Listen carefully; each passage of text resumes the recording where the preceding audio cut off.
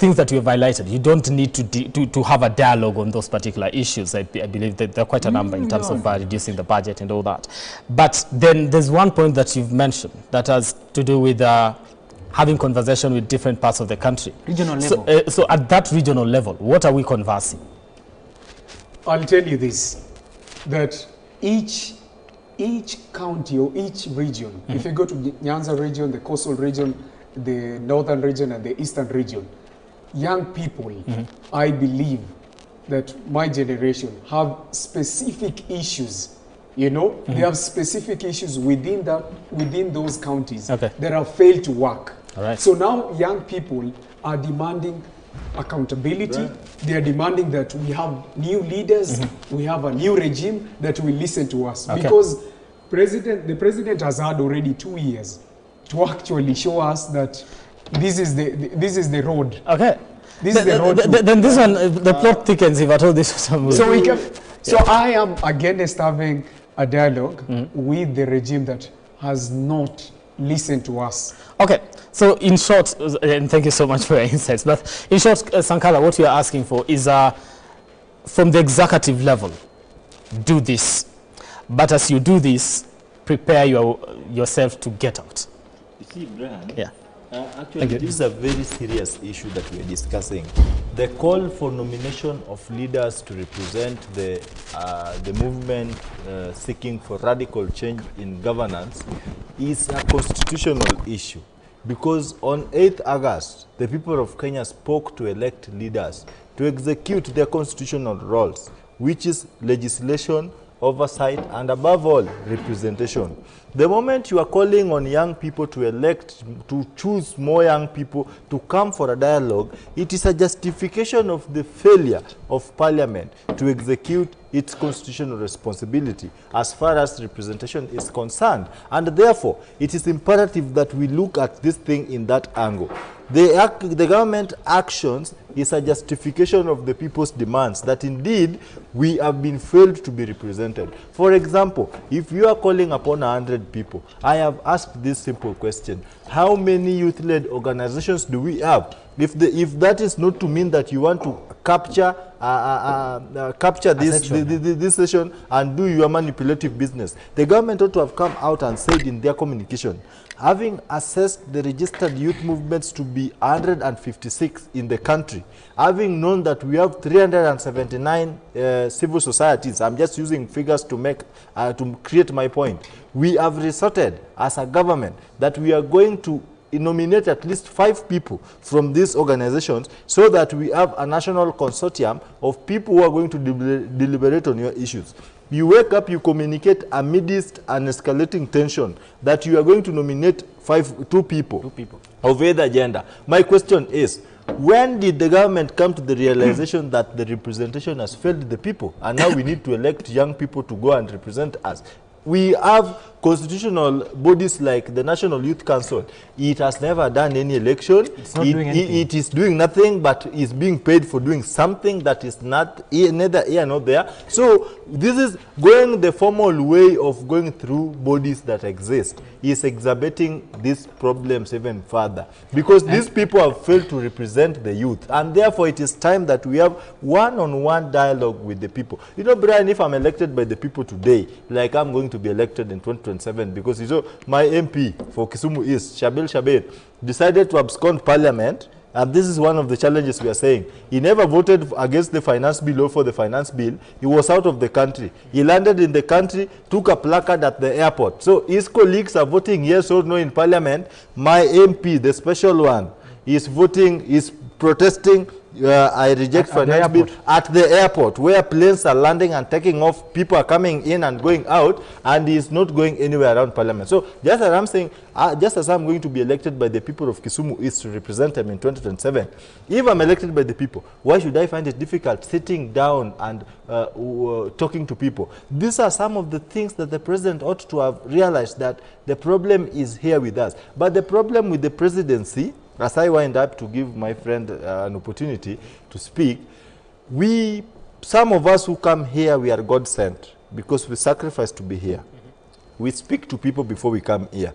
If the government would just be keen, they've decided not to speak to people, they should be keen on listening to radio and tuning on to TVs and listen to what we speak, because some of us, we don't mention our titles. We lead youth-led organizations in various capacities, but when we come here, we speak the voices of the people. What we see is victimization of the speakers. You leave this station, you find a very old and well-kept Subaru waiting for you down there. They whisk you away like a rotten egg being taken to a dustbin.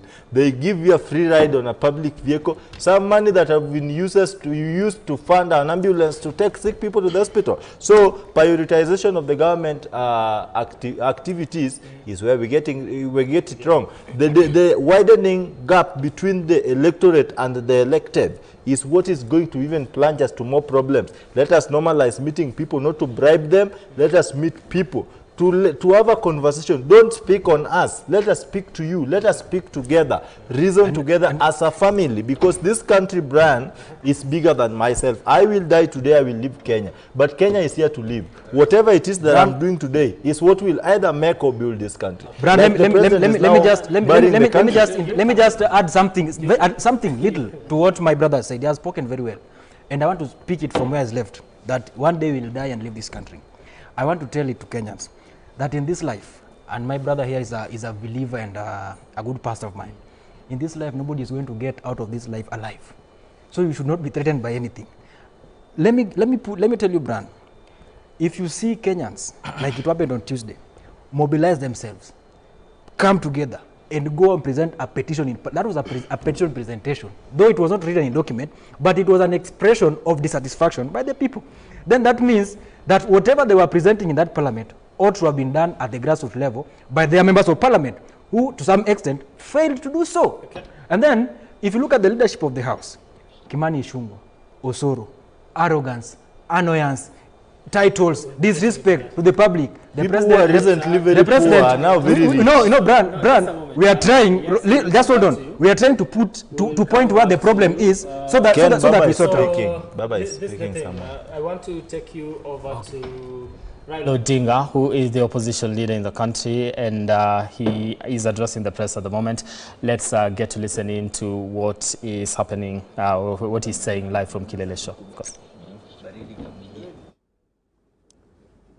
Ladies and gentlemen, we have had a meeting of the Central Committee of the ODM party. Central Committee is the organ of the party that deals with managerial issues in the party and also issues of policy. We have a comprehensive meeting today, and we have a statement which is going to be read to you by the Secretary General, Honorable Edwin Sifuna. Thank you, Your Excellency. We proceed straight to the statement of the Central Committee meeting of 2nd July 2024, and it is titled, "This is Kenya's Last Best Chance." The Central Committee of the party has this morning held a meeting to deliberate on the ongoing crisis in Kenya. This meeting is happening at a most difficult time for our country, given all that has happened in the last few weeks. We are acutely aware that many families are still in mourning, having lost their loved ones, with civil society groups estimating that over 30 young Kenyans fell to the regime bullets in the course of the street protests. Many of these families are yet to bury these victims. On behalf of the entire ODM party, the Central Committee extends its deepest condolences to all those who have lost their loved ones and pray that God will comfort them in this time of tragedy. We also know that many were injured and some are still in hospital. We wish all of them quick recovery. We are in awe of the Kenyan youth who, through their unity of purpose, have stood with their fallen colleagues and raised vast sums of money in very short times to pay hospital bills for the injured. As a mass movement that has been on this journey of true liberation for a long time, we know how difficult it is to achieve some of the things that we have seen you do. You have absolutely earned our respect as a party, and we salute you. As believers in the right to peaceful protest as enshrined under Article 37, we condemn in the strongest terms possible the abuse of police power in the deployment of violent suppression techniques on innocent and armed protesters. Our position is that no one has to die in exercise of the rights under Article 37. We further condemn the ongoing arbitrary abductions of innocent Kenyans who are carted away in the most violent and inhumane manner and held incommunicado for days. As we speak, the reports are that upwards of 50 individuals have been illegally abducted and their whereabouts remain unknown. To make it worse, it is clear that no one in government is ready to take responsibility, to render an apology, or to make amends. The head of state himself has tried to distance his regime from these killings, injuries, and abductions, instead conjuring up theories when everyone can see the blood on his hands. We have the most callous, insensitive, and obtuse regime in the history of Kenya. It is no wonder that chants of Ruto must go are ringing out all across our land. Government must never abdicate its responsibility to protect life and the property of its citizens. And if it does, as Ruto has done, it deserves to go. As a party that was founded on the tenets of social justice, we shall walk the journey of bringing about justice and accountability for all of the regime's crimes since they took power. We stand with the people in their quest to liberate themselves politically, socially, and economically. Kenyans asked us to stand with them against the punitive tax proposals in the finance bill, and we did.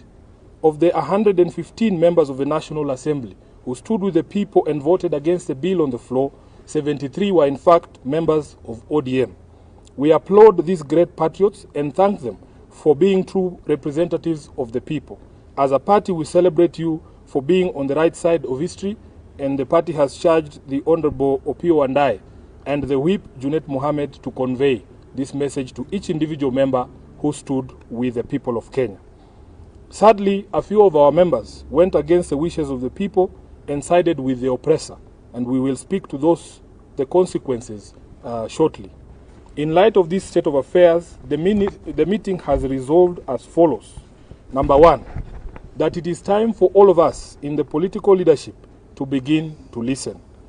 Listen to what the people are saying and not to our own voices. The young people have spoken in plain language that should be clear to everyone. Let's not be vague. Let's just do what the young people are telling the government to do. Number two, we consider this to be Kenya's last best chance. The youth have given our country our last best chance.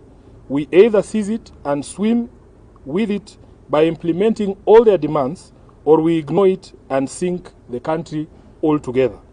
Number three, that the Kenya Kwanza regime must take full responsibility for all the deaths, injuries, and destruction of property arising from the violent suppression of peaceful protests. The president must publicly direct his security organs to forthwith seize the ongoing abductions, an exercise that we believe is being undertaken with his full approval and the approval of the state. He must account for and order the release of all detainees abducted by these security agencies. Number four, that the Independent Police Oversight Authority must expedite investigations into all these incidents, including allegations of mass murder by police in Githurai and in Rongai. We were shocked to watch the president claim on live television that only one life was lost. It tells you how out of touch with reality he is. Number five, that in our view, what happened on the 25th of June 2024 amounted to a vote of no confidence in the Ruto regime. It is clear that this fact is totally lost on Ruto. It is reflected in his petulant proposals on how we manage our economy following the rejection of his tax bill. Instead of focusing on cutting wastage, opulence, and corruption in his regime, he is hitting back at the Kenyan people with threats to cut funding for the judiciary and the county governments. 6, that the ODM party will support credible austerity measures in the executive and in parliament. These two institutions have been expressly indicted by the people as citadels of largesse and wastage, with fresh memory of the invasion of Parliament and standing threats for occupation of the executive seat of power. These two institutions must have an honest introspection on their contribution to our current predicament and take measures to lessen the taxpayers' burden. As a party funded by taxpayers ourselves, we will also be taking steps to scale down on our presence across the country and some of our activities to reflect this new economic reality. Lastly, that ODM shall initiate and lead recall processes in the following constituencies in light of the current office holders' repeated violation of their sacred oath and the wishes of their electorate. Number 1, Game constituency. Number 2, Bondo constituency. Number 3, Navaholo constituency. Number 4, Kajiado Central. Number 5, Ikolomani. And lastly, Suba South in Homa Bay. Thank you. That is the end of the statement.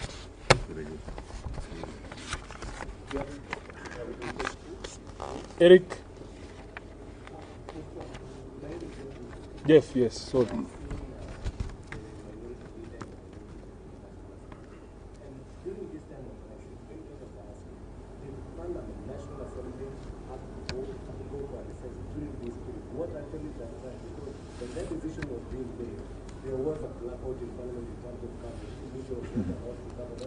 Kirui, can I first take questions that are related to the statement we've read? Brad, yeah, please. Understand that. Now, you've seen that you support the demands by the youth. One among the demands is the resignation of the president. Do you support that? The youth have spoken in clear and certain terms. Let us not pretend like we don't hear what they are saying. You have heard it, we have heard it, Ruto has heard it. Next question. The second question was that the kind of environment that the president is enabling right now, the suppression of police, do you think it supports his calls for dialogue? No, because nobody believes what the president is saying. His actions and words are totally different. And what we have called for in our statement, first of all, is he must publicly speak to his police, publicly, and tell them that he knows what they are doing and Kenyans have asked that he stop. So if he doesn't stop that, really, there is really nothing to discuss. Many of the people he's looking for to have a discussion with are actually in custody. Let's look.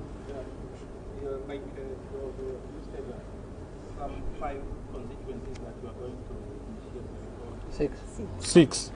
Yes.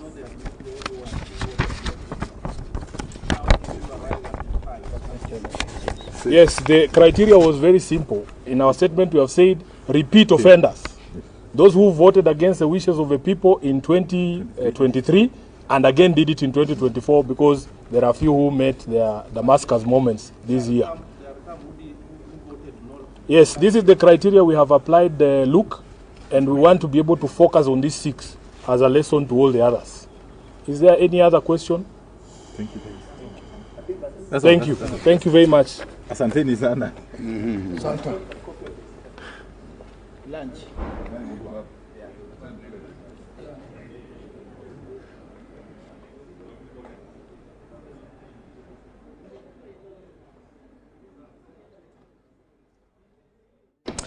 All right, that has been the ODM party, of course, led by Raila Odinga and the Secretary General, that is Edwin Sifuna, addressing the press on what is happening in the country. First, they have condemned the use of force as far as police officers are concerned when it comes to dealing with the protest.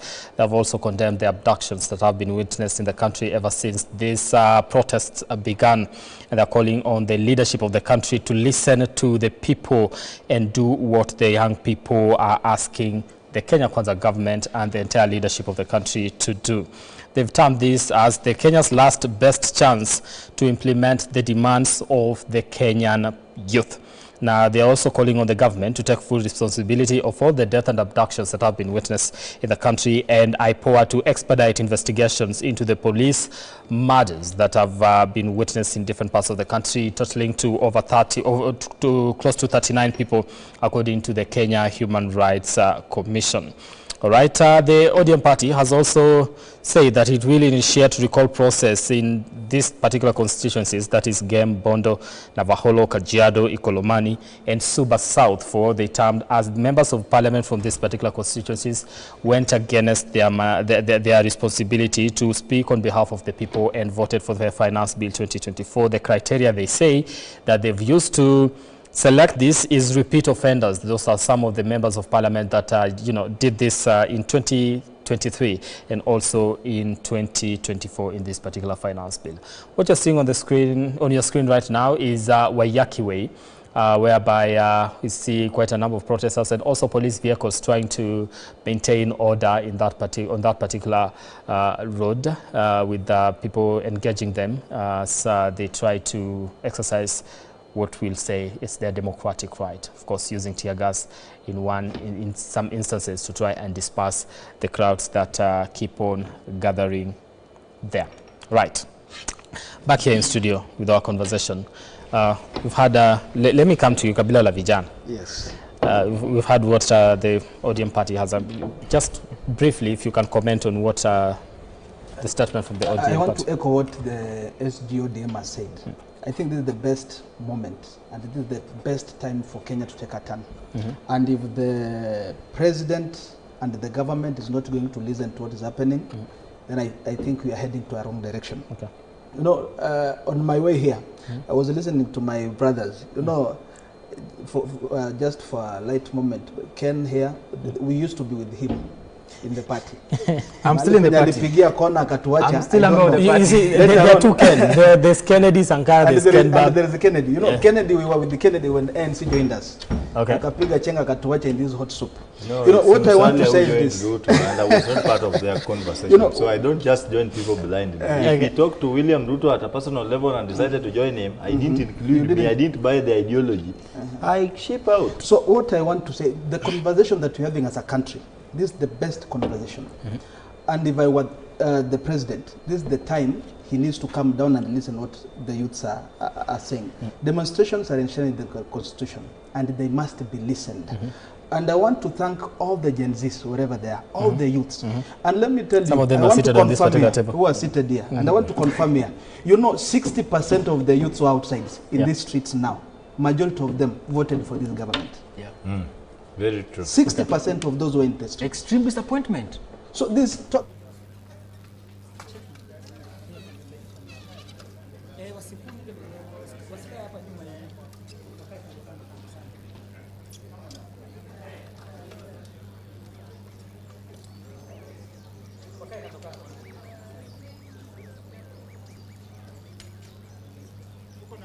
One, two, three.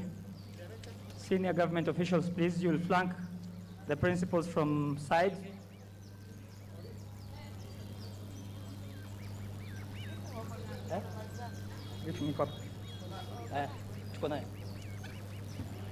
Masi. Keti.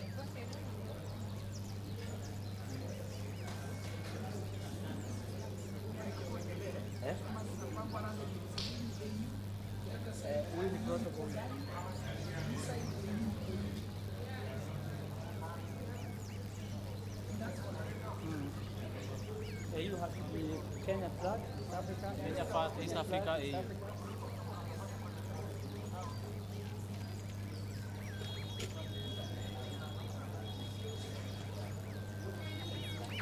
Leta mawe tuweke hapa the other side. Leta kamawe tushikie hapa.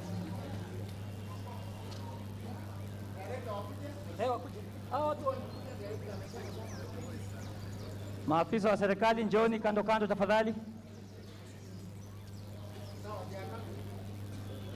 Please clear the way for the two principals to walk. I just need the two principals to walk alone, please.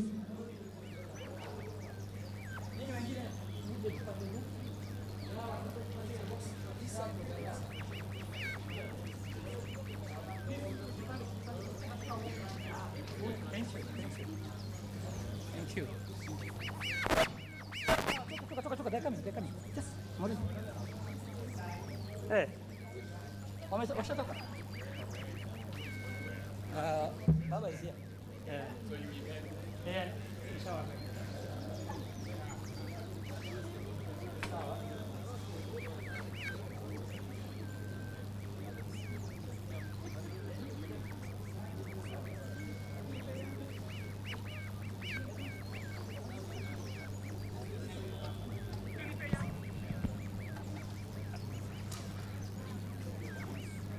Let's build.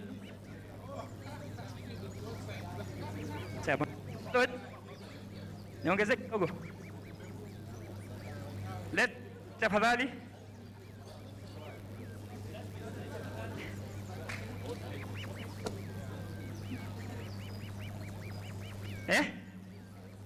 Amski? Mumepata sauti? Ni mbaya? Edu. Wanasema sauti ni mbaya. Edu, check sauti with the media.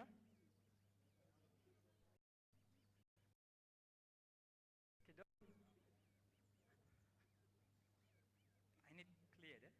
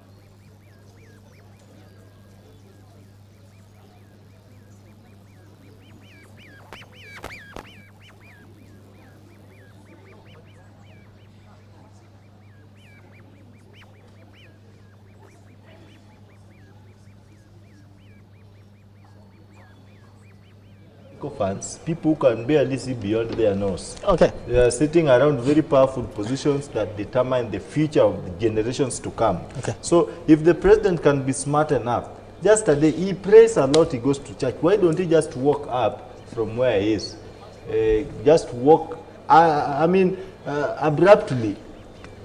Pick one of the young men or women seated in that church. Ask them the situation in the country, because his deputy president had already confirmed to us that the National Intelligence Service has failed. This is why should we believe a communication from the president and doubt the communication from the deputy?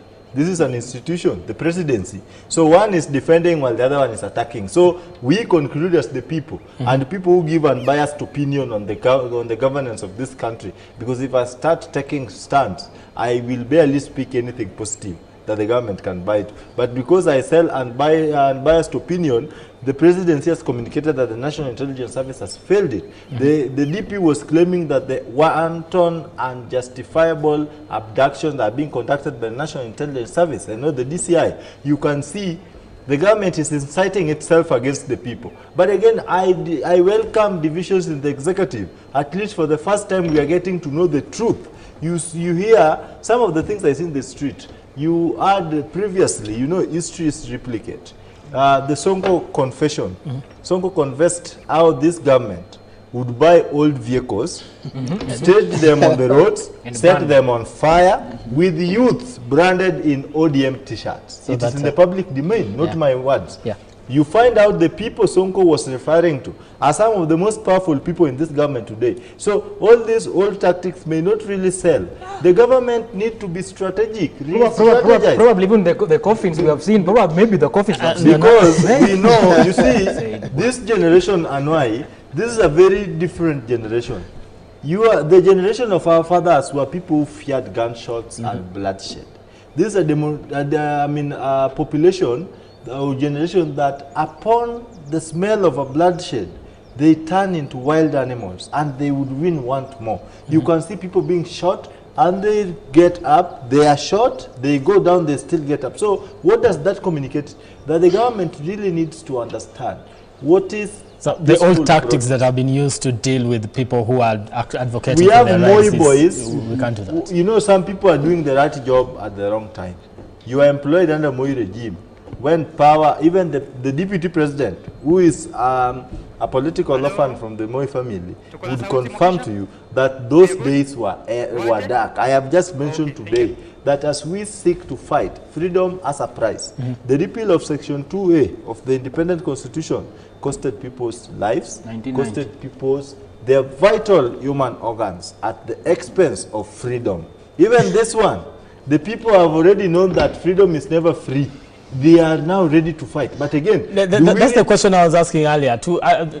The price to pay. Are the people price ready to pay the price? Do we really have to die for us to have some of the basic things implemented? Look, the president knows very well that young people, actually this conversation, for the first time, the only demonstration that is accountable, a demonstration that is focused with achievable targets, that we want accountability when it comes to public management of resources. We want accountable spendings. We find the president knows very well that we are agitating the debt refinancing strategies. Then he says, because you have rejected the finance bill, I am going to borrow. Okay. We are against borrowing. There are countries in Africa that have never borrowed. Look at countries like Libya, Botswana, and another one. They've never borrowed even a cent from IMF. But IMF is a very wrong institution, because today as we speak, I was eating maize yesterday. This maize happened to be organic, very sweet, and some pop-up from the village. I can tell you, Brian, organic farming is the most sustainable way of farming. But IMF, as we know, has got 100% rule of seed certification. These certified seeds, we are fighting, they create climate change crisis, they create funds that do not even get to Africa, then they are the ones benefiting from these funds. Then they create for you punitive laws like the eco-levy. Are we at par with manufacturing giant economies like Japan, China, and America? Are they taxing their people on eco-levy? Where do you think of taxing Kenyans? The imagination of thinking of introducing that tax with it even being rejected and dropped. Dropping is not an issue. We must investigate the motivation behind the suggestion. Okay. How do you even think of suggesting such? You want to tax manufacturers ab initio. You are taxing manufacturing, raw materials vis-a-vis finished products. When I import a finished product, you only tax me on the import duty. But here I am manufacturing the same here. You want to tax me on the raw material? That's why Brian, before Japhet come in, we are more concerned about the motivation. Because, let me tell you, if young people, not people, but young Kenyans could have not stepped out to tell this government that you are not going to pass this thing, that thing could have passed by now, shamelessly. Yeah. Let me tell you, let me ask you a question, Brian. You're a journalist, and I believe you do research here and there. Why do you think a poison has an expiry date? Yet it is a poison. If this water expires, it becomes poison. But a poison in its existence has an expiry date. So what happens after it has expired? That's an explanation that the system is already rigged. This system as it is rigged. And that's why when the president was now rejecting his own finance bill, which his puppets in parliament had passed, and now the puppets are sitting behind were clapping, and you see Osoro shamelessly clapping. This guy has now rejected. Let me tell you. The journalist who is asking, what about development? Development guy. It is a shame. You know why we are so much bitter with the young members of parliament misbehaving? Those are the people who make the situation look like youth cannot be trusted by leadership. Yes. Because somebody like Osoro, a young man, somebody like Shum, a young man. Actually, this parliament has given a reason as to why young people should not be allowed to lead, but that is an harm to young people. Given a leadership opportunity to lead a national assembly. When we had people like Kenneth Marende, people like Ole Kaparo as speakers of this country, you could switch off your TV, close your business, and go and listen to what the parliament is doing. The 10th parliament. Look at that. Today, what happens? You don't even care whether they are passing the bill or nothing, because these guys have shown us that they've reduced this house to an individual interest. What is the boss saying? You heard what Millie Odhiambo said, that as they were running out to safety, she came back, she left her bag only to find the appropriation bill being passed by parliament. So you wonder, not even parliament, by members of UDA. By members of UDA. So do we really have a house that represents the people? Let UDA member now put it on context. Listen, you know, in the last campaign, we were agitating for youth leadership. And we really worked hard, tirelessly, day and night, to ensure that the youthful members that we had, the youthful aspirants that we had then are elected. Okay. That's when, as Kabila Vijana, Raila Odinga is Kenya's candidate for the chairmanship of the African Union Commission in the elections slated for February next year, that is 2025. Ladies and gentlemen, on this, we have a visionary leader to fire up the African Union to greater levels.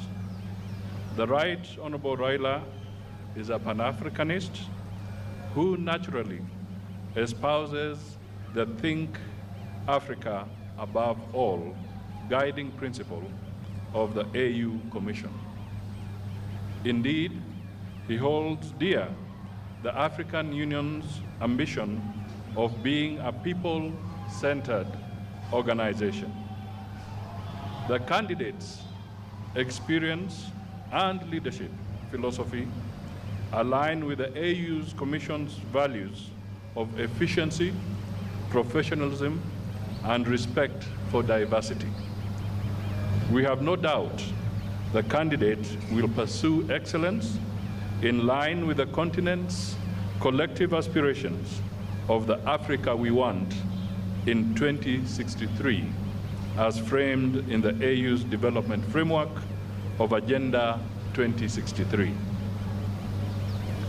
Let me laud our President, His Excellency Dr. William Samoei Ruto, for fully endorsing the candidate and continuing to extensively engage with his counterparts in diverse regions of the continent. So far, our candidature has been positively received.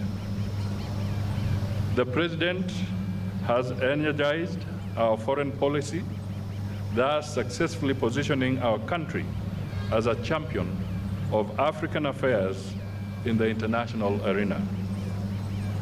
As the Cabinet Secretary for Foreign Affairs, I continue to amplify the President's Track 1 diplomacy by engaging my counterparts across the continent. We do all this for the good of our people, Kenya's national interest, and the prosperity of our continent. Ladies and gentlemen, based on the principle of interregional rotation, this is the time for Eastern Africa to nominate a candidate for the position of African Union Commission chairperson. Therefore, as per the schedule of the AU elections calendar, the deadline for the submission of the regional nominations to the AU Commission is 6th August 2024, 2 months from now. Overall, the campaigns are led by the state with highly experienced and knowledgeable officers. The State Department for Foreign Affairs has established a campaign secretariat which includes the candidate's strategy team. The secretariat will prepare all the briefs for use by the candidate, develop campaign materials, including digital presence, and prepare for the public debate to be broadcast live to African citizens. This will take place 6 months before the election date. Currently, the team is firming up preparatory and application documents together with requisite translations of the resume into 6 AU languages. That is French, English, Kiswahili, Arabic, Portuguese, and Spanish. This should be ready for submission to the AU Secretariat by the end of June 2024. An empirical campaign strategy has been developed, which includes identifying opportunities, challenges, and risks that our candidature faces. Additionally, the campaign involves outreach programs to capitals of AU member states, briefing of Kenya missions abroad, and engagements with diplomatic corps in Nairobi. Kenya is certain that our candidate, the Right Honorable Raila Amolo Odinga has credentials and the passion to advocate for Africa's interests globally and champion for more opportunities for Africa and her people. I now invite the Right Honorable Raila Amolo Odinga to make his remarks. Thank you.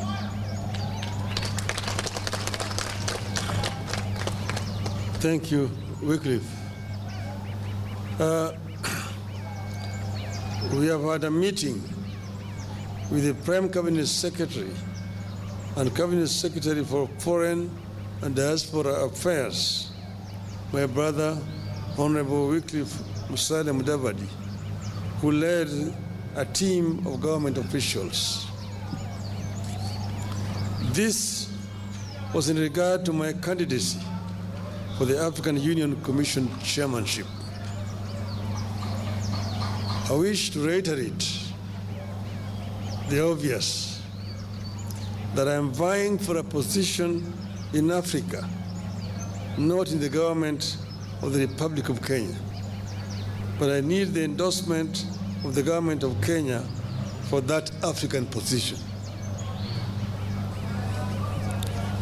At this meeting, we exchanged notes on the state of the quest so far, the preparations from my side and the government side, and the next steps that require to be taken. The Honorable Prime Cabinet Secretary shared with me the situation and levels of preparation and commitment in the government. I have been very encouraged. Realistic and attainable tax tax target. So the fiscal indiscipline in this administration is some of the things that are pushing people beyond the limit. I speak here about fiscal discipline. I feel burning and exploding like a tear gas canister thrown in the hands of a wrong police officer, almost getting out 3 of my hands out. So Brian, we really need to have a country that people are going to respect the rule of law, that we are going to have a country where people are accountable to leadership. And we should ensure that these goodies that are attached to this office, you are living alone, Brian. You are working alone in an office. Then we elect you 1 month to the office. You need someone to drive you. You need someone to protect you. You need someone to write for you. And as a member of his party, I want to remind him, and I want to tell him, he failed right away from his appointment. Okay. You know, we've got 3 major ministries in this country: agriculture, education, and the other one is health. And health. Look at the people he appointed in that. Look at this man Linturi. The only qualification he was told to have is to go and shave off his beard. Let him finish. Let him finish. Did you know Nakumicha? What has ever Nakumicha done in this country? Do you know someone like Machogo? Machogo has never. He was a failed politician. Okay, so let's focus. When this guy is bringing up that point, just give him time. It's not an issue of mentioning name. We are putting the president on check. We are ready to be arrested. We are putting the president on check because the problem. What he's saying, those are the problems we are having. I get you. No. Just a moment. Just proceed. No. We need the serious appointment. Okay. Serious a moment. Take a glass of water first. Listen. let me chip in on the issue. No, wait. I need to finish it. I need to finish with Jaffa. Your water is down here, but I think you guys need a glass of water. So I was talking about the issue to do with representation, especially when it comes to members of the National Assembly. And we are in the process of recalling that. And I want us to exhaust that first before we get into where the mistakes were done when it comes to appointment in different particular ministries that we are now looking at and saying, by the way, we need to cut on these ones, and some of the people that you put in office are not very effective for some of the mandate that they're supposed to be doing. Let's focus on recalling these members of parliament, because that is where Kenyans feel like they were really let down, especially with the arrogance that you're actually putting out. When you speak to youth and when you lead these particular movements of youth and when you oppose the government, when we start the process of recall, where do we start from?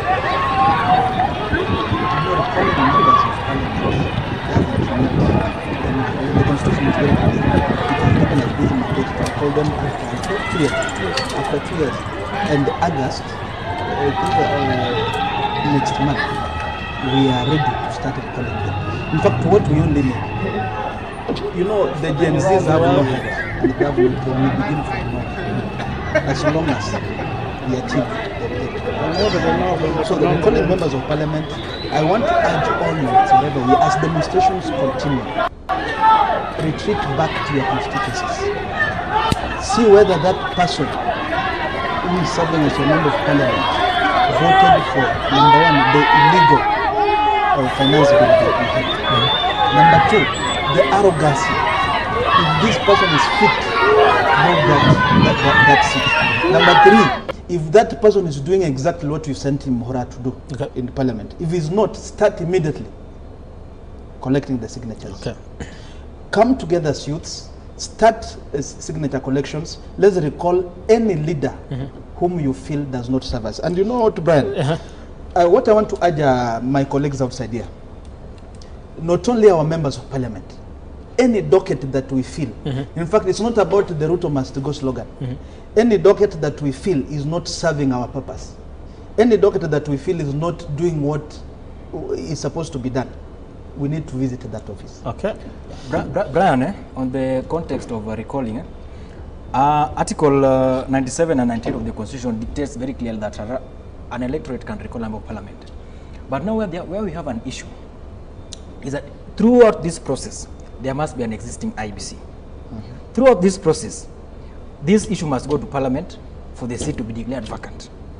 Now that's where the bone of contention is. Do we have an existing IBC? And that's why I'm saying that in this country we have a problem with honesty and genuine executions. Up to now, we are not having a system of IBC, and it is intentional. Because the executive also understand that the parliament has been captured and the leaders within the parliament are failing, and the possibilities are there that these guys can be recalled because the grounds of recalling them are very valid and substantive. Now we do not have an active IBC. Get that? We have to constitute the IBC for this process to manifest. Number two, if we had an IBC, do we have a Speaker of the National Assembly who is trustworthy enough, who is honest enough to declare in the floor of the House that Kimani Ichung'wa, Kikuyu constituency, members of electorates have recalled you, and therefore your seat is vacant? Do we have that person? Those are the questions we are asking. The credibility, the honesty, okay, that the objectivity of the leaders we have. I want to tell you for a fact that even if we call members of parliament today, those who voted against the will of the people, the 109, okay, that we recall them today, we do not have a speaker in that house who will stand confidently and stand with this country. So what you're trying to say is it's a process in futility, as much as no, it's a process that can happen, but we are questioning the leaders who are in between the intermediaries. So then we are not trusting any institutions that have been put in place to be able to help Brad, us. that's what we are saying. Kenya currently as it is, we don't have that honesty person who can stand up and do the right thing. Exactly. That's why these people are in the streets. So we will recall you as we continue cleaning. In that process, and I've mentioned, there's, like you just said, you collect signatures, you identify the issues. Up to now, we have more than 1,000 issues to recall these members of parliament, more than it. But now the issue is, let me tell you, Bran, you are you are journalists, but some of these things are, in as much as there is independence of the media, you from inside here and other journalists, you know that independence.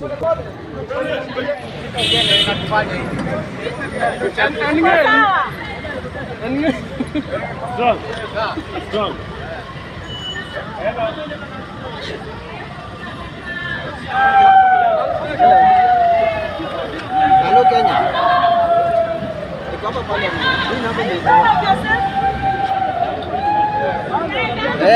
Kabisa bro. Nimefanya kwa flight mode kupigia huko. Oh sawa, nikitoka hapo nikupigia. Sawa.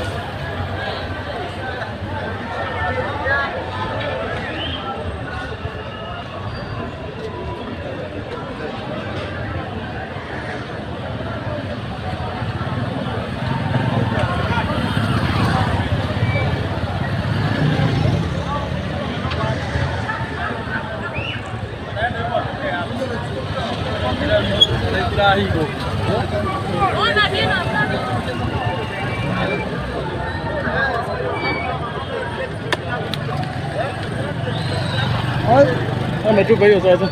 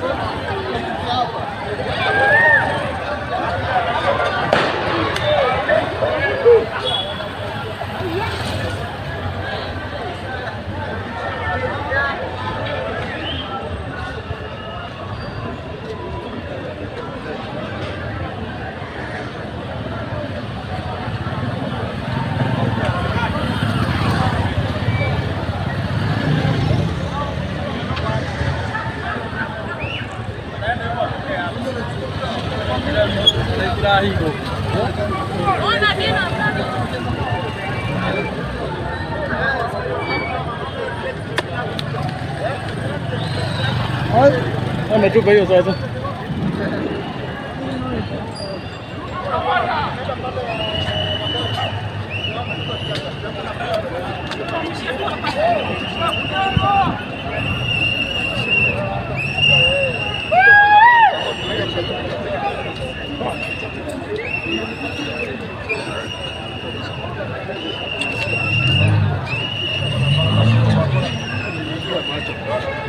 Very normal.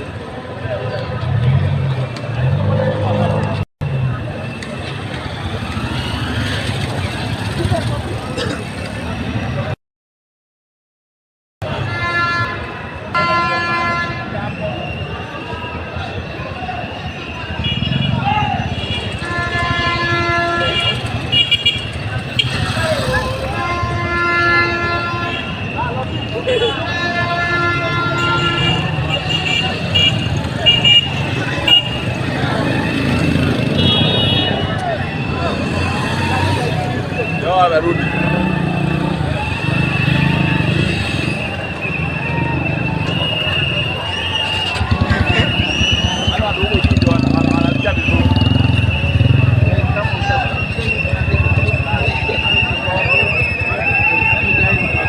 Watu wameketi chini huku tao. Crazy au kwa dini.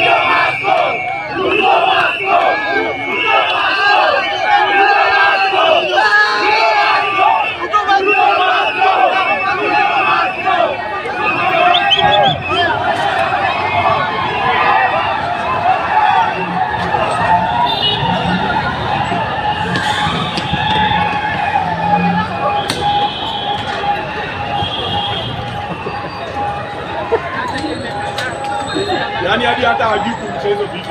Amesahau.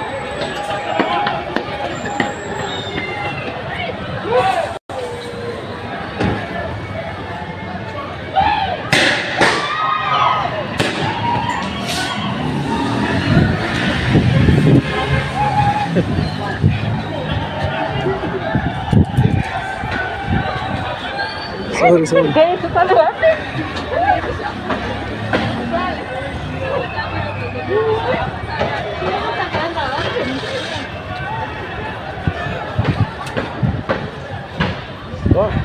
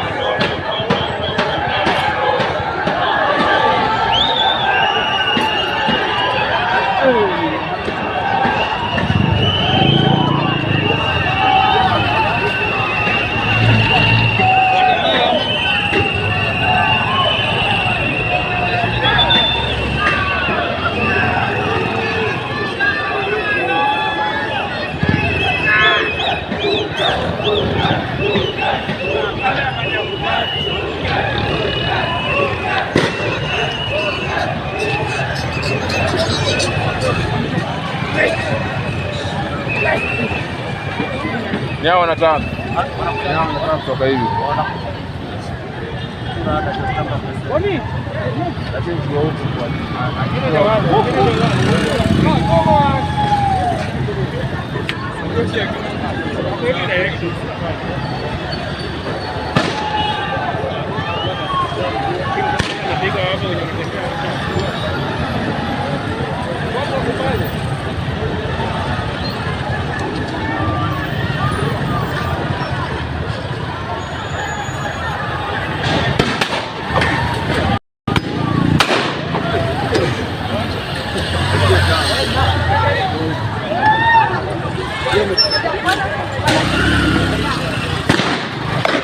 Actually, you know you couldn't stand here because of this.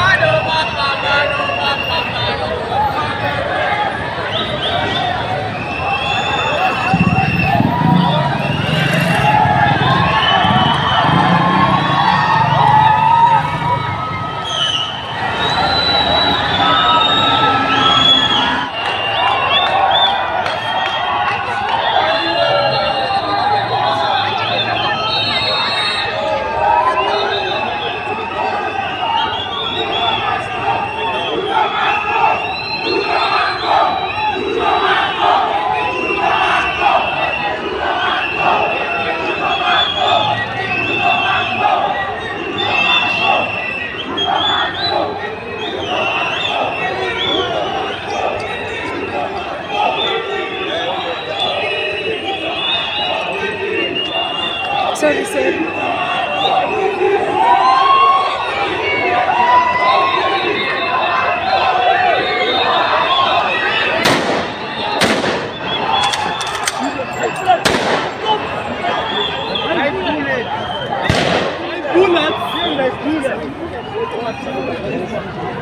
Hey guys.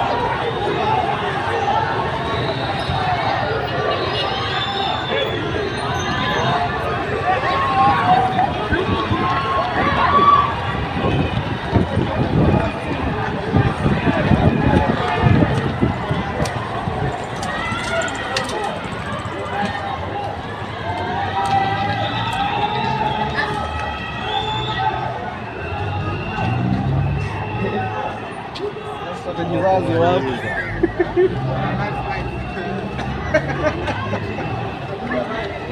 Mmoja kanao kwenda kumamba leo.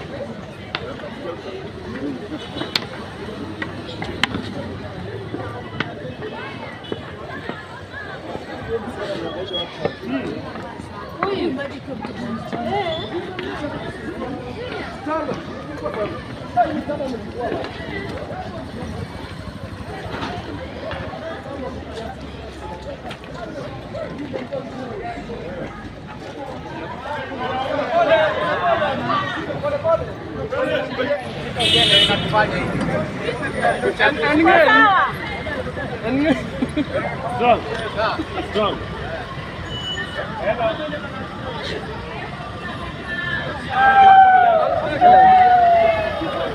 Hello Kenya. Iko hapa pale. Hii namba ndio. Kabisa bro. Nimefanya kwa flight mode kupigia huko. Oh sawa, nikitoka hapo nipigia. Sawa.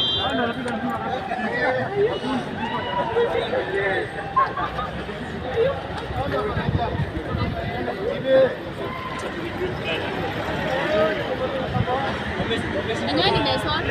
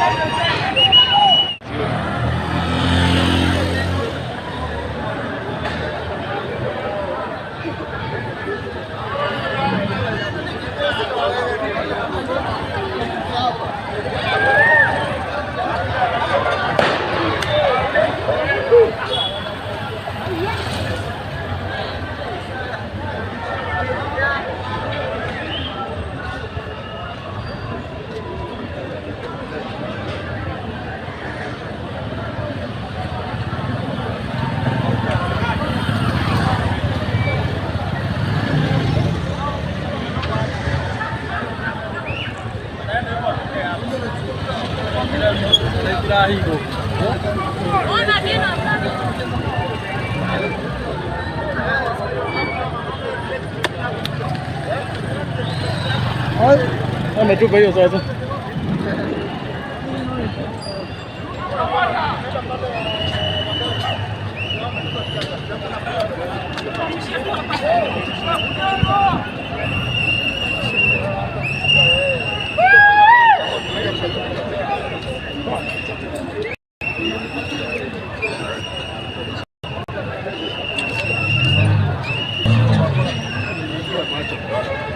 Very normal.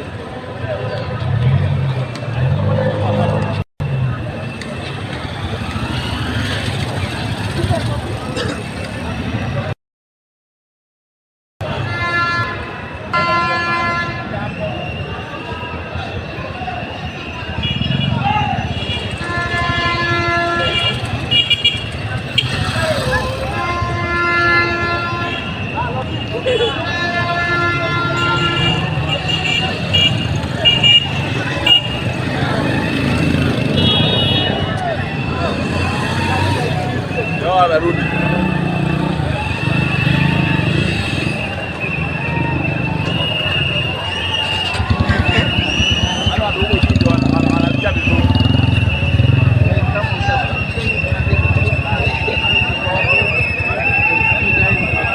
Watu wameketi chini huku tao.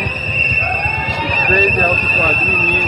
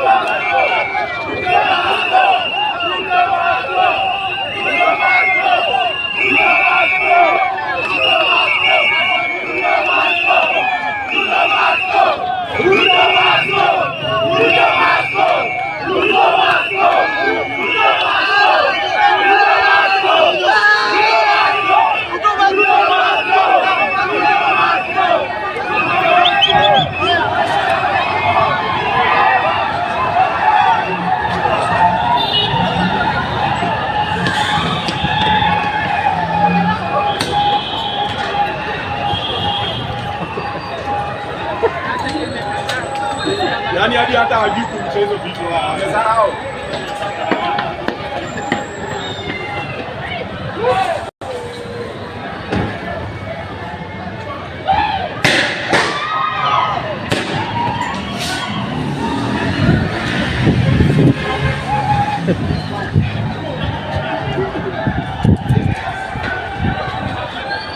Sorry.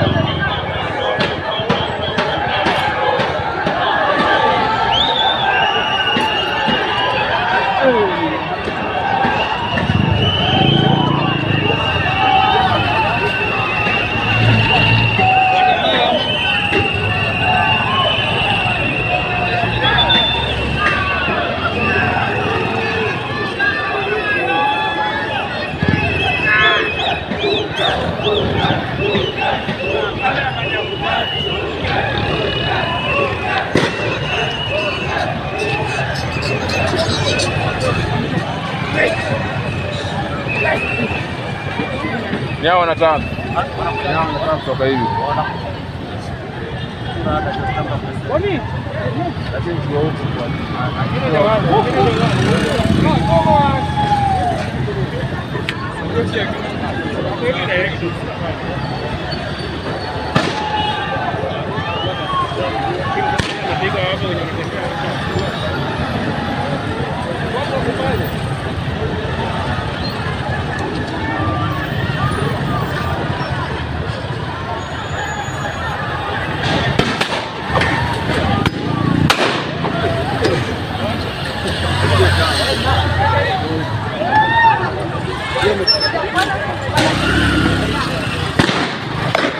Actually, you know you couldn't stand here because of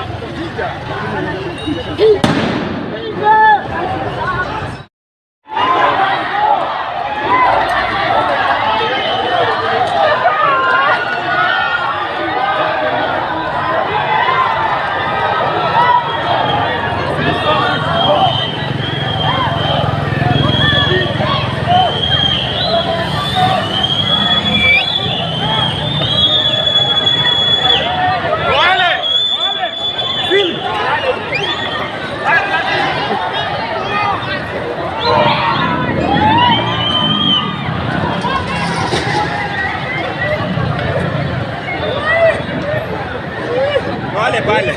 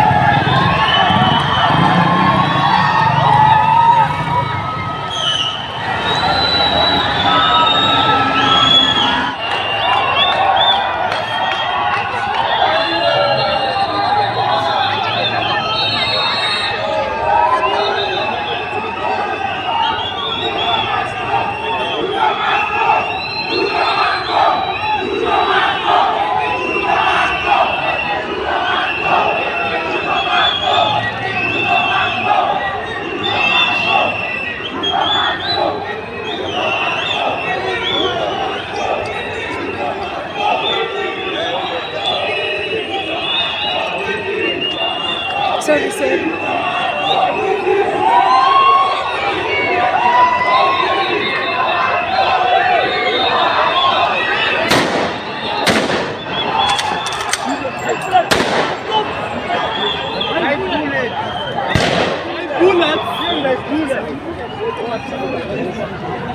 Hey guys!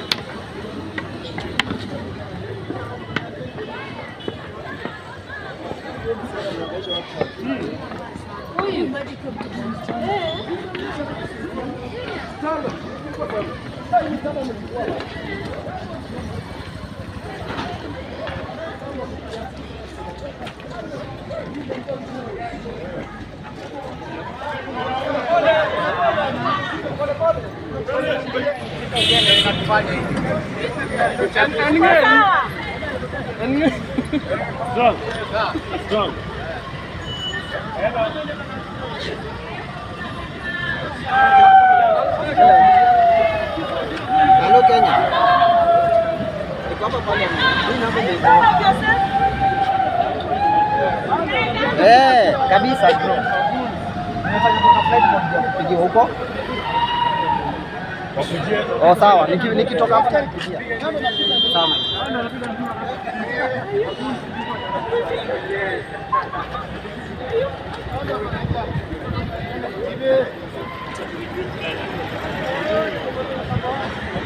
And then this one.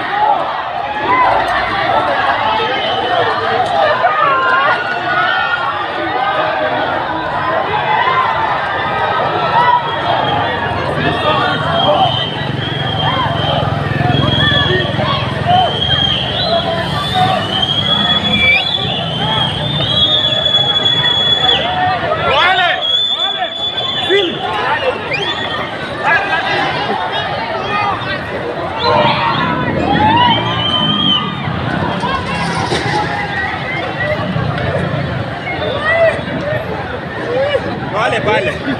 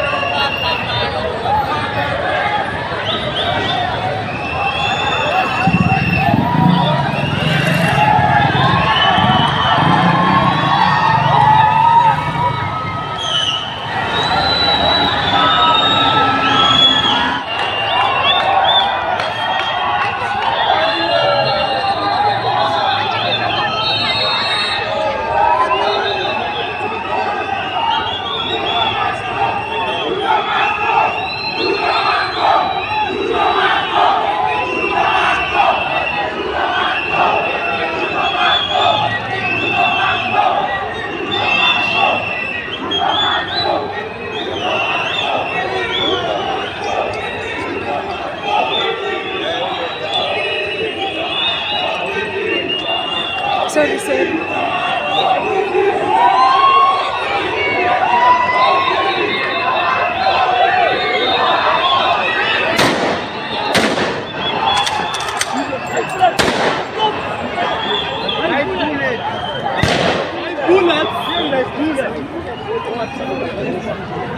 Hey guys!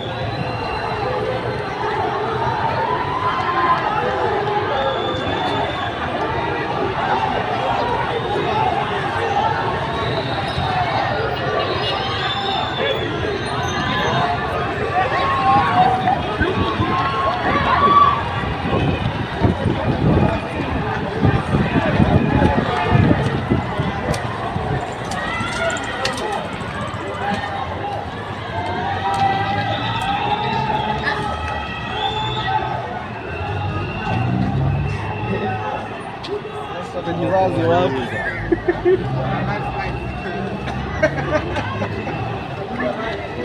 Ngoja jamaa bwana tumamba leo.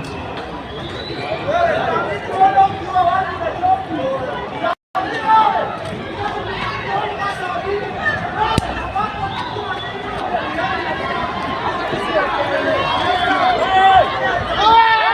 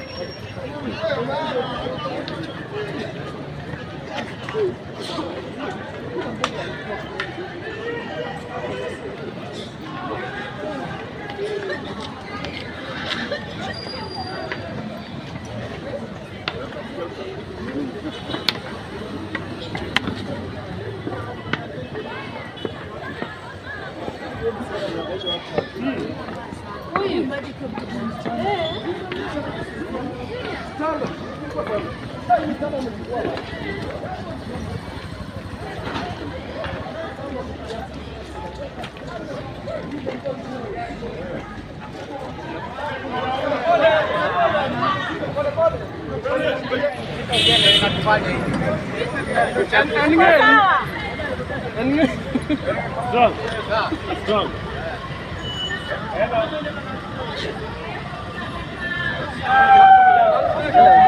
Hello Kenya. Niko hapa parliament. Mimi hapo ndio. Kabisa bro. Nimefanya kwa flight mode ya kupigia huko. Oh sawa, nikitoka hapo nitakupigia. Sawa.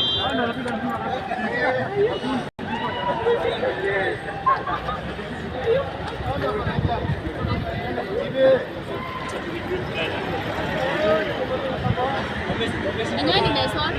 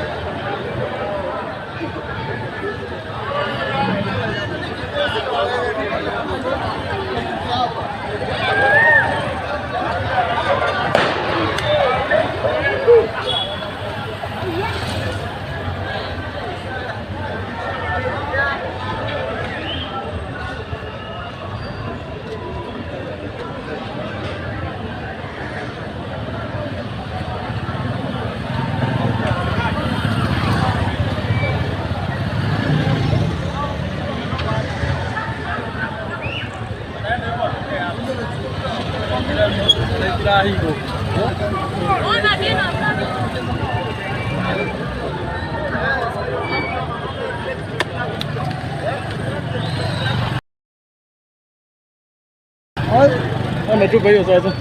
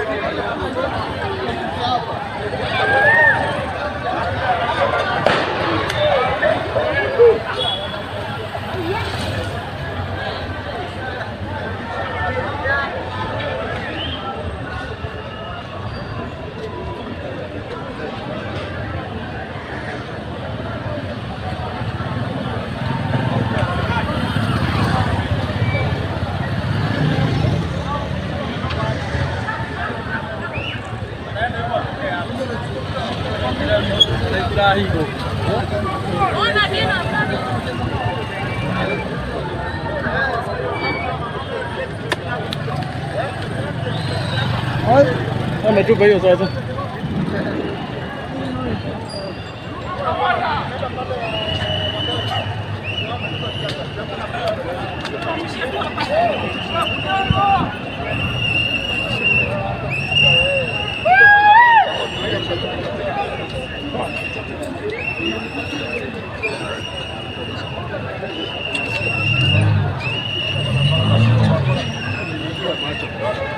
Very normal.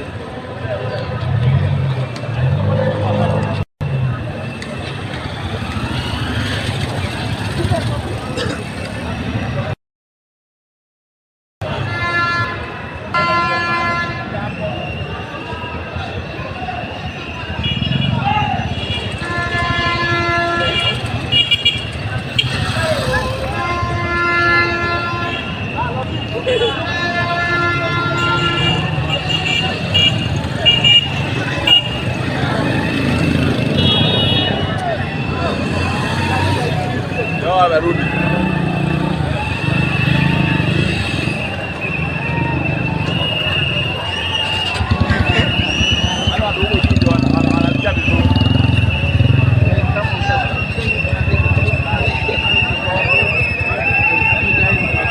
Watu wameketi chini huku tao.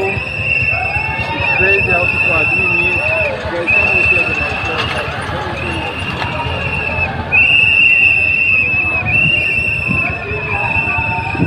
Yawezekana.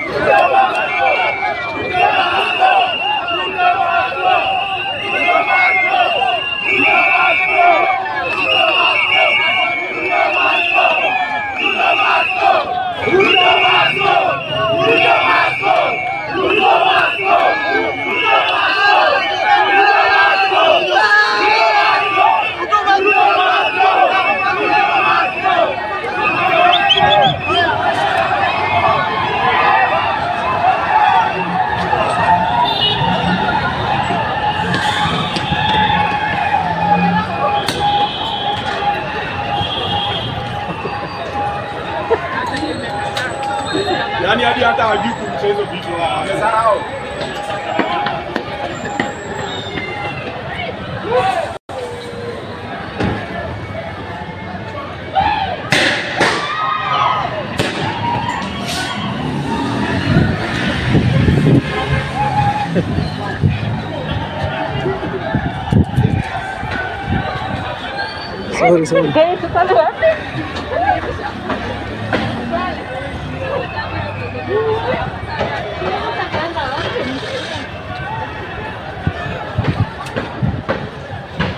Sorry.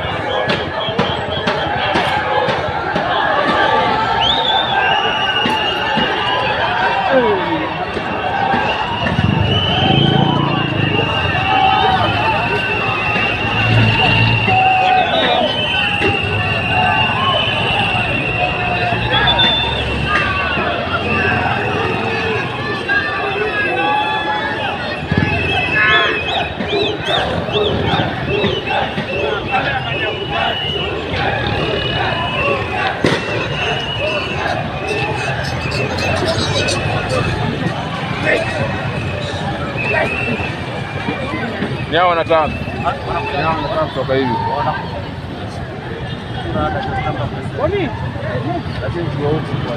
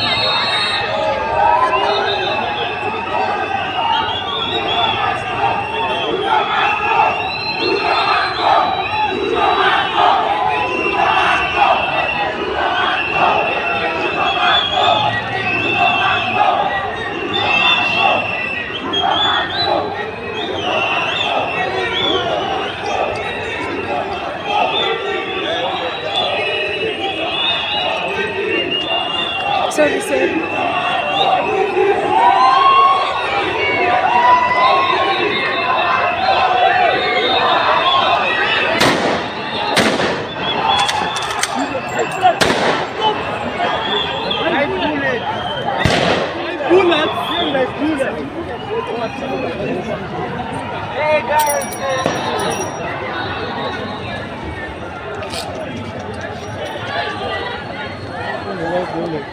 We are still here.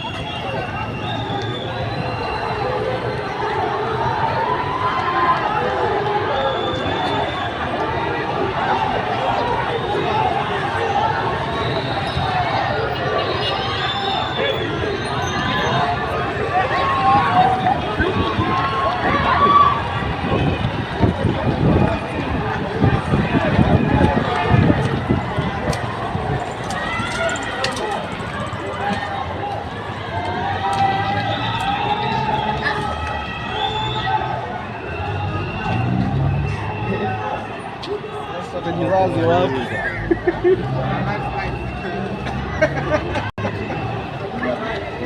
Mmoja jamaa bwana tunamba leo.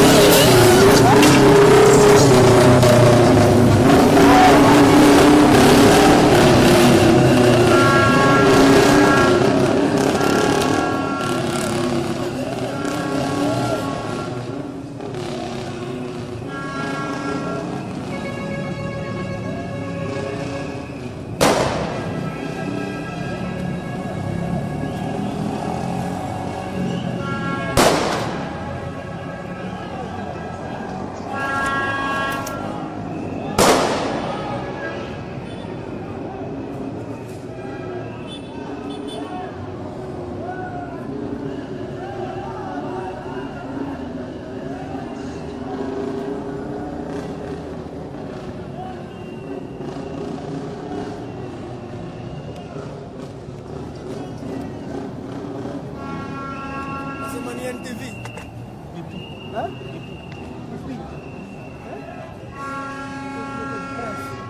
ina wapi?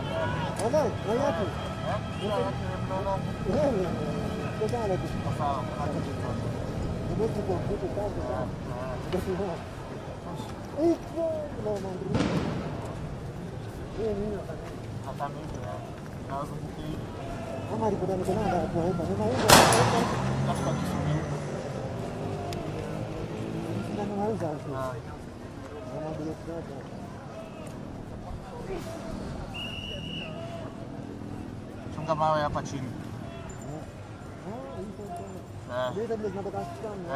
Ndio kaka msunde hapa hivi.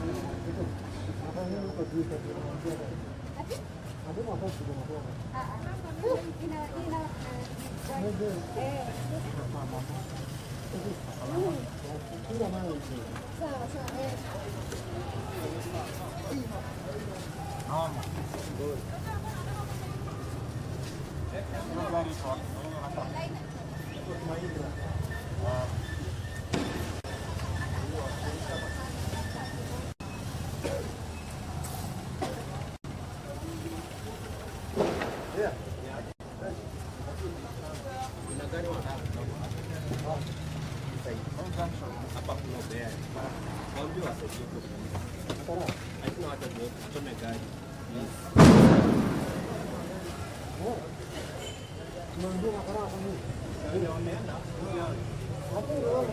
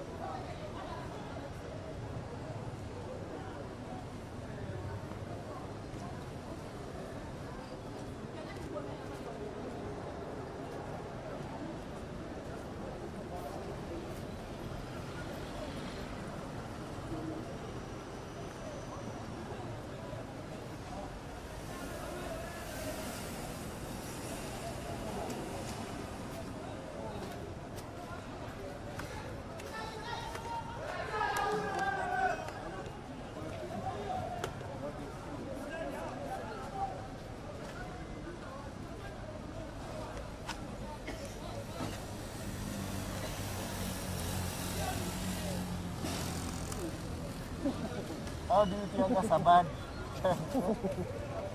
Aku bukan kerja sama Tara.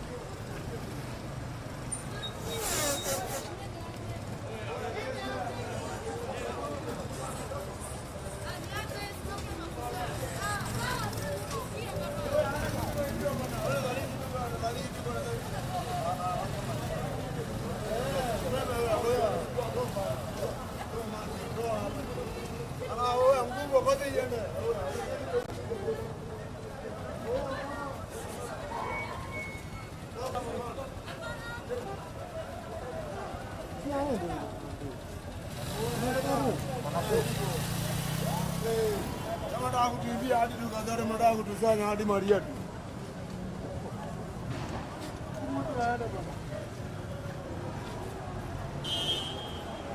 Dina.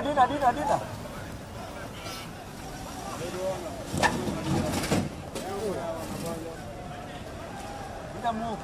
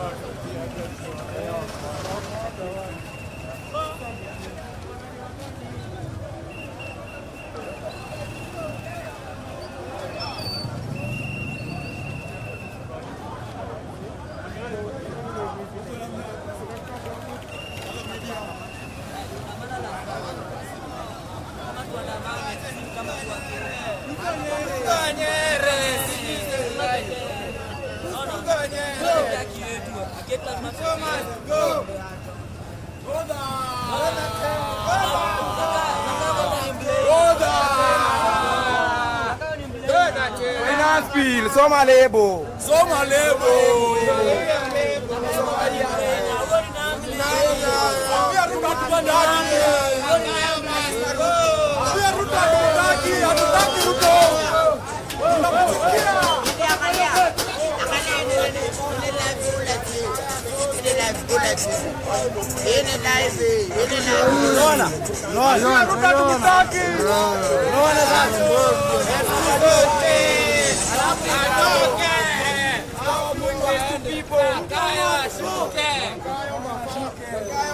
Hatutaki Ruto wewe, hatutaki Ruto wasikia. Ruto wasiko manze. Tunamchukia huyo. Tumoja zifanya tuangushe hii country. Shie. Ashuke.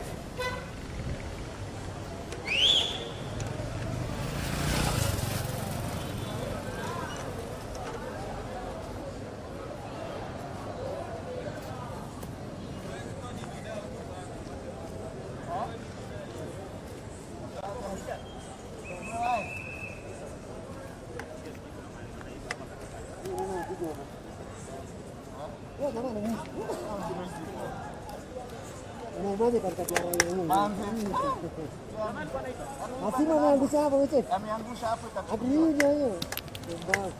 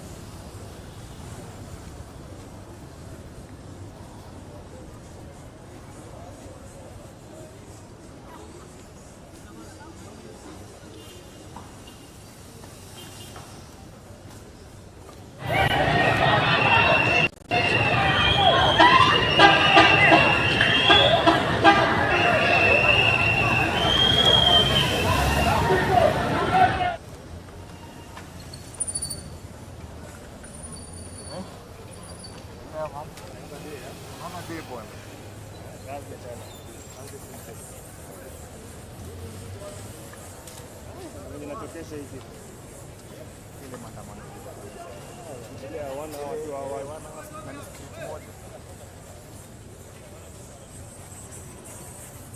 hiyo boys anatembea kwa vile anaenda huko na ruka na maboy na wale mataji wako hapo ndio wale wanaokuja huko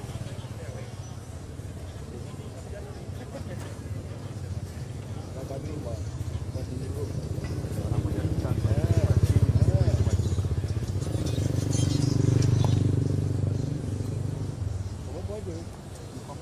serious nilipoona nini nikasema shit 10 years ago man 10 years ago because it was like 2009 no 2009 about 9-10 by the way it can be 2015 10 hapo ukiwa kingia hivi 24 CTV 2010 ndio 10 kwenye referendum kama hiyo match those are 14 years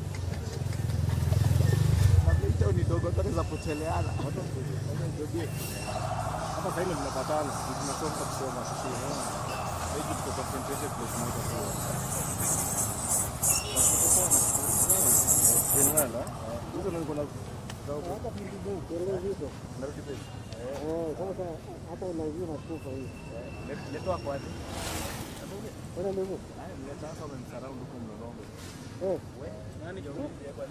Lakini ungeandikwa kwa grupa kwa sasa. Ndio unajua ni chairman. Hata anakuwa anazunguka waanze story zao. Kuna wezi wengi, utasema kwa mtunga gari yetu na mama. No. Sisi pia tulikuwa kumawaka mbaya.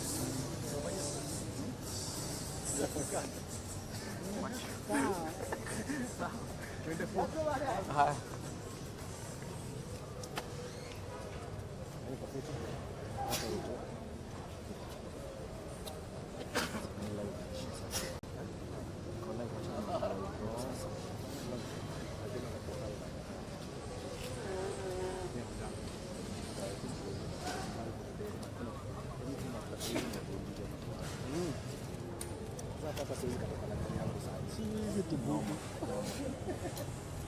Sari tu kuat, lupa kuat chest anda kan.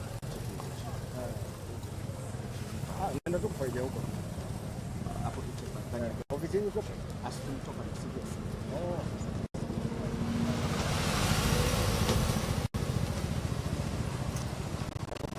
Ini yang masuk sama kan ini masuk ke sana ni. Siapa hapo kwa huko. Nato pada ground. Hapo tu kwa reception.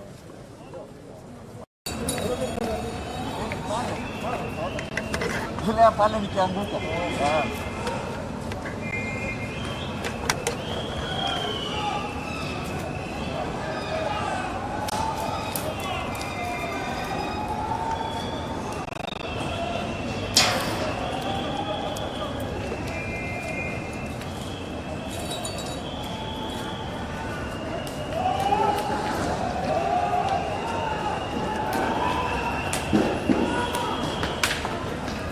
Chunga.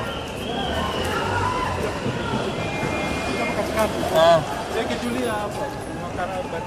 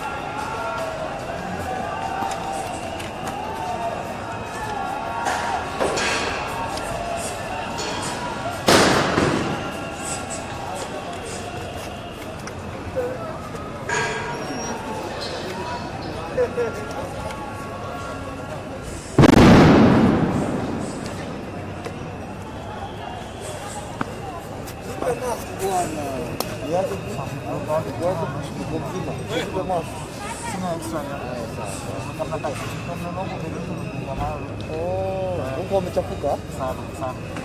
Hapo umefunga barabara. Otherwise, go hit. Hata isina sio? Actually not already.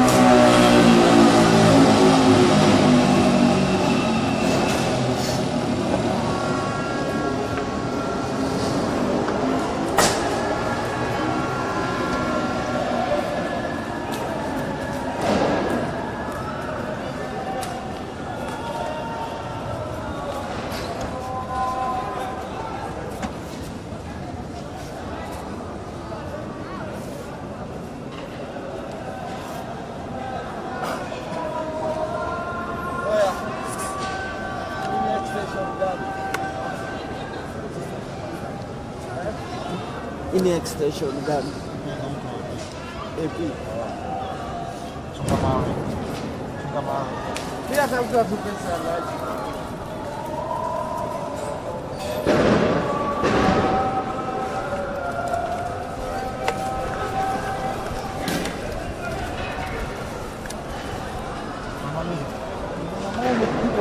Manze, iko poa. Suri tulikanusha ngumu.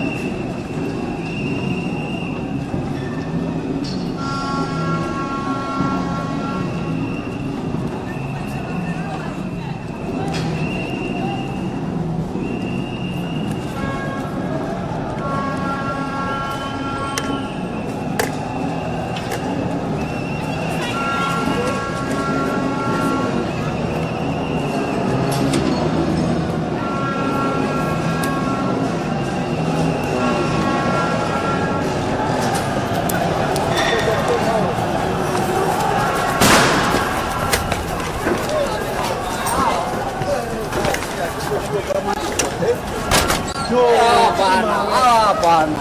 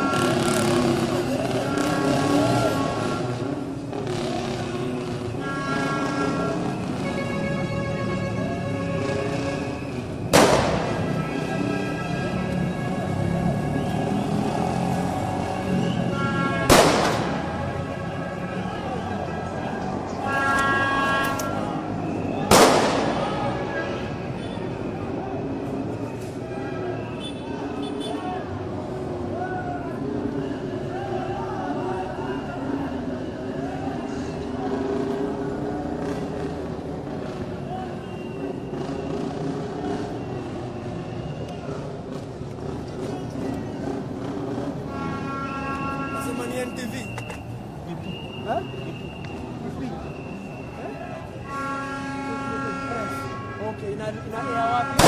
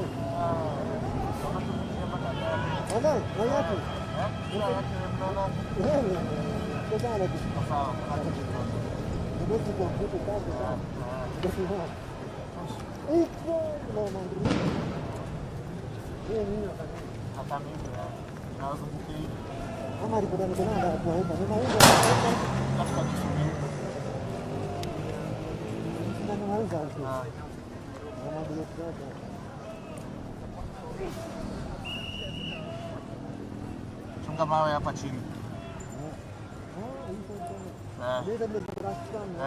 Ndio kaka msunde hapa hivi.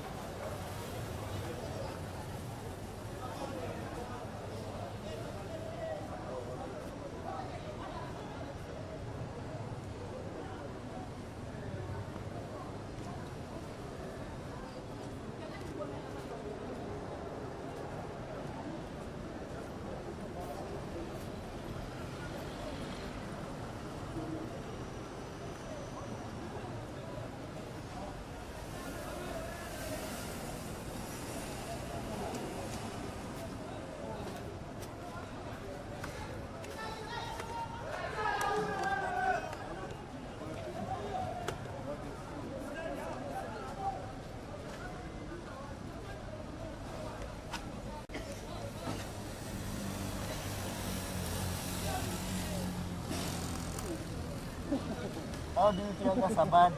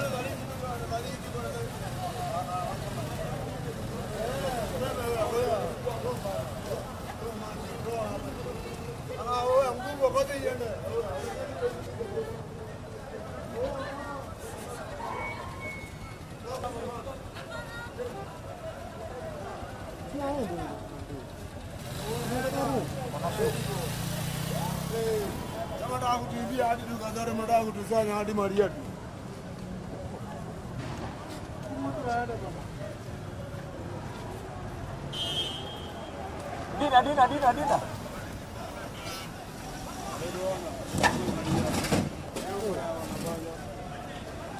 Dina move.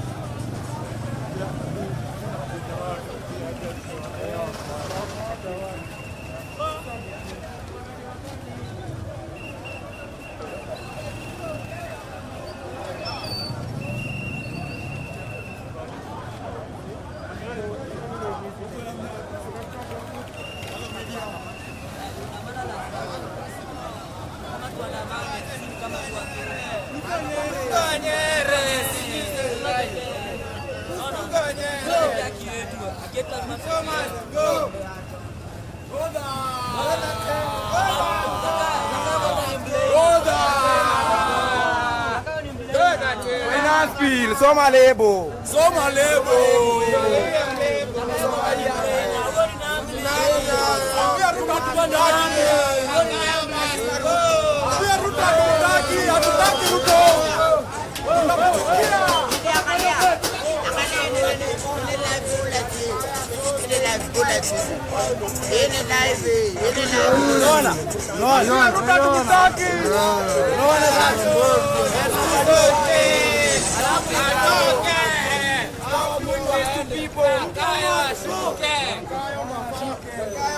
Hatutaki Ruto wewe, hatutaki Ruto tunasikia.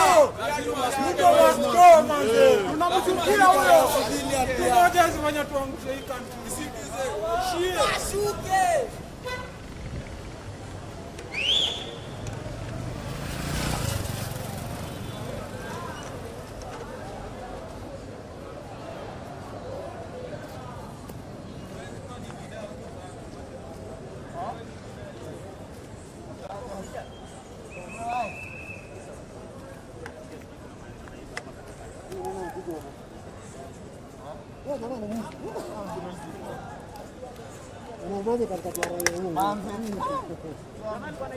Asima ameangusha hapo wote. Ameangusha hapo itakuwa. Hiyo hiyo. Mbaya.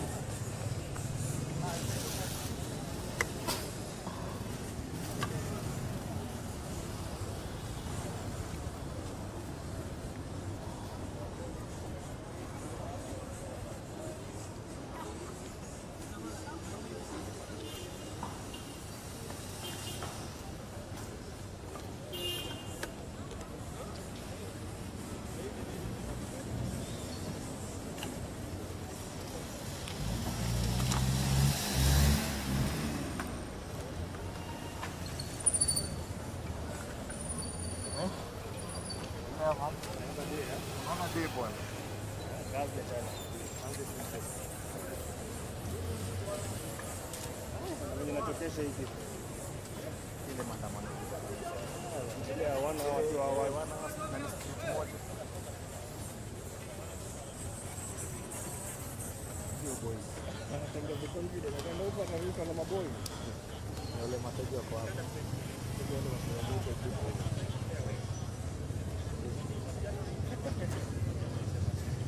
Kadima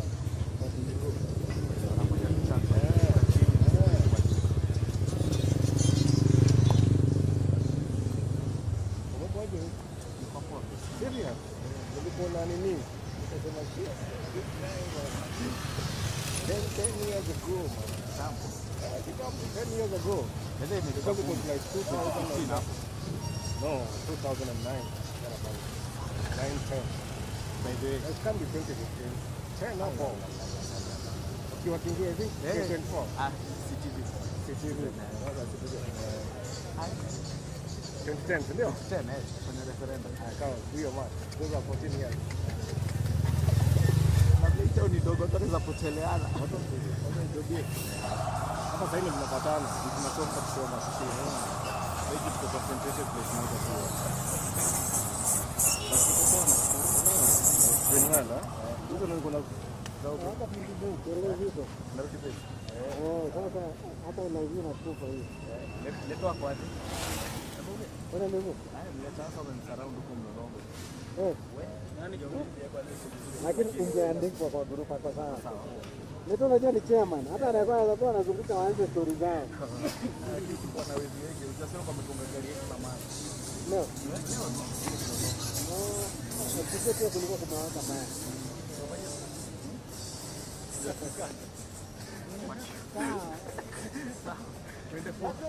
Haya.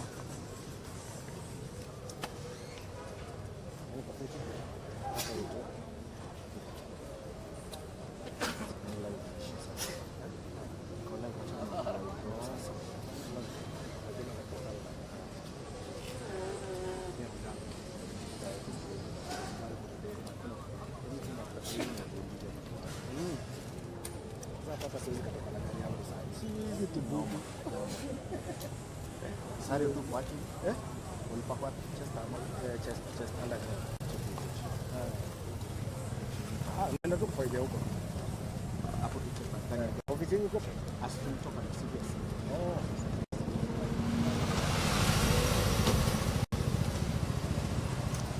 I hope ndapata. Hiyo masomo sawa kwa kanezi masocket za nini? Za pao hapo kwa ofisi. Na hata ukipanda ground. Hapo tu kwa section.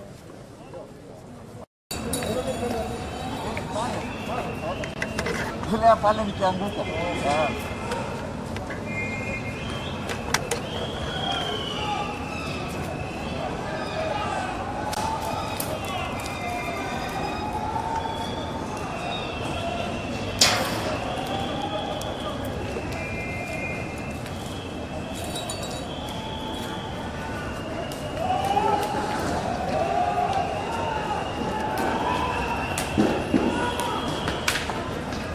Chunga.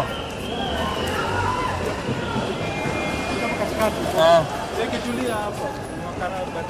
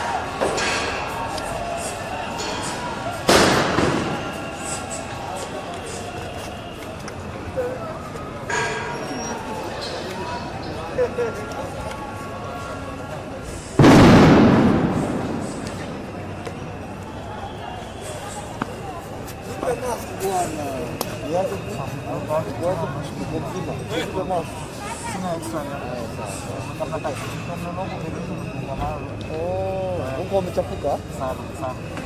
Hapa kwa barabara. Otherwise, COVID. Hata isina sio? Actually not one.